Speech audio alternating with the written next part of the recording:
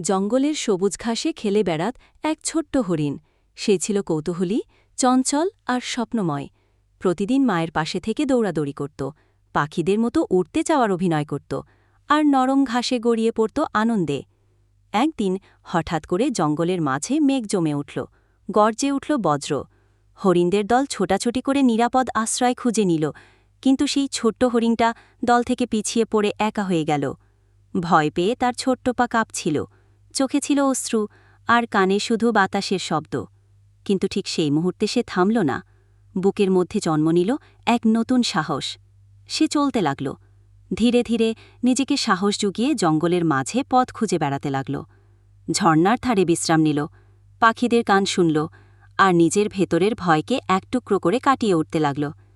শেষমেশ গোধূলি নামার সময় দূর থেকে মায়ের পরিচিত গলা শুনতে পেল সে। দৌড়ে গিয়ে মায়ের বুকে লুকিয়ে পড়ল। মা তাকে শক্ত করে জড়িয়ে ধরল। সেদিন সে শুধু ফিরে এলো না, সে হয়ে উঠল ছোট্ট এক সাহসী হরিণ, যে জানে ভয়কে সঙ্গী করেই জীবনের পথে এগিয়ে যেতে হয়।